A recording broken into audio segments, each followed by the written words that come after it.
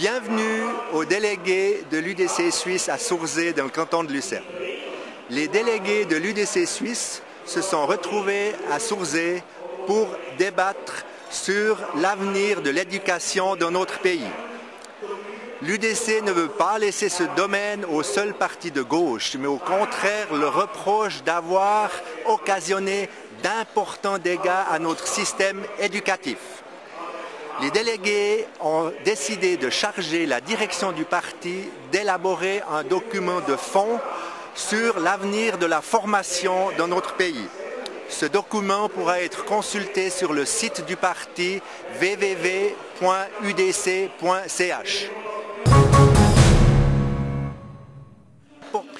Madame la conseillère nationale, vous venez de parler sur l'école primaire. Dans votre discours, vous évoquez notamment le rôle de formation et puis le rôle d'éducation. Vous dites que finalement c'est une affaire de spécialistes, mais que les spécialistes ne sont pas forcément ceux que l'on croit. Quels sont-ils?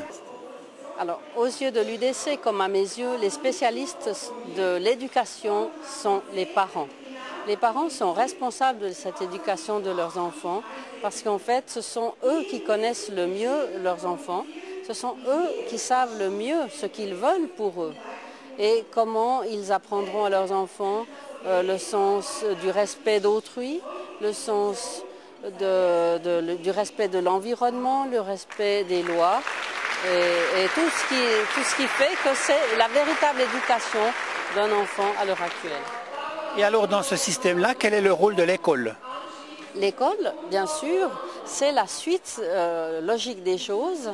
L'école doit former les enfants, elle doit leur apprendre à lire, à écrire, à calculer, enfin tout ce que doit apprendre un enfant.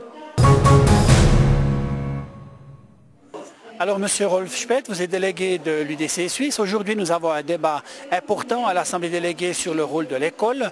Que pensez-vous finalement de la problématique des jeunes étrangers qui arrivent en Suisse et puis qui intègrent notamment l'école obligatoire et puis qui parfois peuvent poser certains problèmes d'intégration en fait et puis peut-être des problèmes de formation tout bonnement?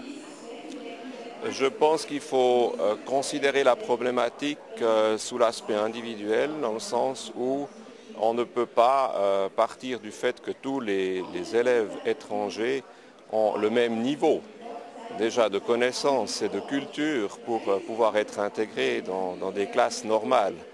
Alors je pense que, et c'est d'ailleurs une des caractéristiques de notre parti, c'est de considérer tous les problèmes d'une manière différenciée, c'est-à-dire que des élèves qui ont déjà un certain niveau peuvent sans aucun doute, à mon avis, être intégrés dans des classes normales du moment où les qualités sont requises pour de la langue, par exemple, et des qualités de connaissances fondamentales sont déjà présentes. Et puis que ces personnes, ces élèves que nous accueillons très volontiers, ne freinent pas et n'obèrent pas le déroulement normal d'une classe. Par contre, pour des élèves étrangers que nous devons aussi, avec grand plaisir par ailleurs, intégrer dans notre société, là, il faut fournir un effort supplémentaire de telle manière que ces élèves, dans un délai raisonnable, puissent être intégrés dans le courant normal.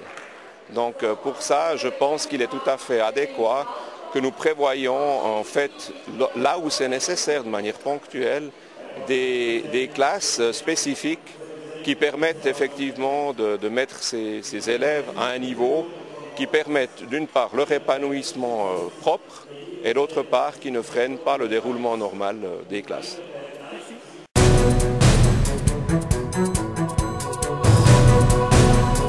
Merci.